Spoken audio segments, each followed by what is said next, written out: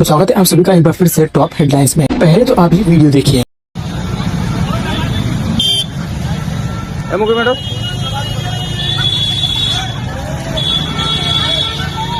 ऐसे ही करीब 30 से 40 सेकंड तक ये लड़का ऐसे ही लड़की को पकड़कर उसको अपनी तरफ खींच रहा था और बाकी जो जितने भी आजू बाजू लोग हैं वो बस आराम से ये नजारा देख रहे थे कि जैसे मानो कोई फिल्म की शूटिंग चल रही हो। नहीं मतलब किसका वेट किसका हो रहा है कि उस लड़की की जगह पर तुम्हारी बहन या फिर तुम्हारे घर का कोई हो तभी बोलोगे, वैसे कैसे तमाशा ही देखते रहोगे, उसकी हरकतें ही देखते रहोगे, कुछ करोगे नहीं क्या? नहीं मतलब आप खुद सोचिए कि ऐसा मंजर वहाँ पे चल रहा है, वो लड़का लड़की को खींच रहा है, इतनी बदतमीजी कर रहा है और बाकी जितने भी लोग वो आराम से ये नजारा देख रहे हैं और जो वीडियो बना रहा है वो भी कह रहा है कि भाई छोड़ दो इसे, क्या कर रहे हो, छोड़ दो।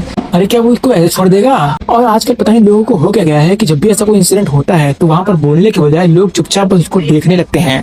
ये वीडियो यूपी का है और यूपी का कानून तो आप लोग जानते ही हैं। इस लड़की की औकात तो 3-4 दिन में दिखाई दी जाएगी, लेकिन इन सब का क्या, जो ये लोग सब लोग नजारा देख रहे थे, अगर वहाँ पर वो लड़का उस लड़की को कुछ कर देता तो क्या होता, उसकी तो जान चली जाती ना। और बाकी ये लोग आराम से मजा देखते रहते, कुछ भी नहीं करते हैं। और जब कुछ नहीं बोलोगे, ऐसे तमाशा देखते रहोगे तो जहाँ रहते हो वहाँ भी ये आग पहुँचेगी, तब वहाँ से तुम लोग भागोगे। जैसे कश्मीर, बंगाल, हर जगह से भागते रहे हो, ऐसे यहाँ से भी भागोगे। और इनका क्या है, ये जिहादी लोग तो इनका काम ही ये सब करना है, तो ये लोग तो अपना काम करते ही रहेंगे। बाकी हम सब लोग ऐसे ही भागते रहेंगे, कुछ नहीं करेंगे, बस ऐसे ही भागते रहेंगे, क्योंकि हमें एकता नाम की कोई चीज है ही नहीं। हम लोग बस कह देते हैं नाम के, बाकी है कुछ भी नहीं। जब सपोर्ट करने की बारी आती है तो सभी लोग पीछे हट जाते हैं, कोई कुछ करता ही नहीं। अगली हेडलाइन है, गुरुग्राम से बच्चों का किडनैप कर भागे, बरेली में XUV 700 का एक्सीडेंट, किडनैपर समेत 5 की मौत, बच्चे सेफ। मतलब जिन किडनैपर्स ने बच्चों का किडनैप किया, उनको अगवा किया, वही एक्सीडेंट में मर गए और बच्चे बढ़िया सेव हो गए। इसको बोलते हैं जैसी करनी वैसी भरनी, तुरंत इनको कर्मा मिल गया। मतलब सोचो क्या टाइमिंग, क्या किस्मत रही होगी उन लोगों की जिन्होंने उन बच्चों को किडनैप किया। चोरों ने ही खुद उड़ता हुआ तीर ले लिया, उन्होंने लिया होगा उसको किडनैप करने के लिए, फिर फिरौती मांगते, लेकिन वही चल बसे। किडनैपर्स ने बच्चों को किडनैप किया, लेकिन भगवान ने तो किडनैपर्स को ही किडनैप कर लिया। ये न्यूज हरियाणा की है, जहाँ पर कुछ लोगों ने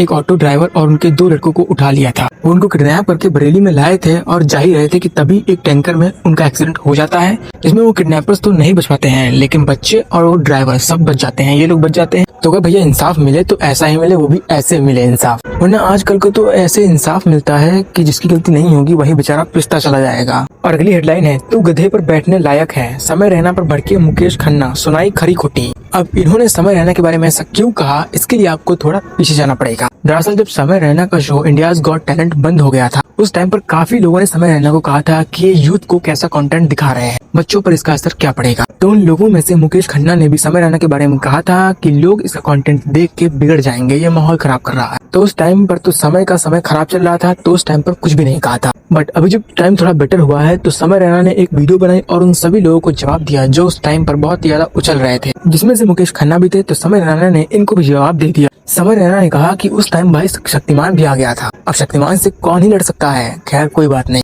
उनको लगता था कि मेरा कंटेंट देख के लोग बिगड़ जाएंगे, माहौल खराब होगा। जबकि जब उनका ही शो आता था तब न्यूज में आती थी कि किसी बच्चे ने सुसाइड कर लिया, छत से कूद गया, ये वे हादसे होते थे। बेसिकली समय रैना ने ये कहा कि अगर मेरे शो से कोई लोग बिगड़ गए हैं, माहौल खराब हो गया है, तो आपके शो से तो कई लोगों ने जान दे दी अपनी। तो इसी बात के लिए मुकेश खन्ना ने समय रैना को जवाब दिया है। उन्होंने कहा, समय रैना तो गधे पर बैठने के लायक है, वो भी मुंह काला करके।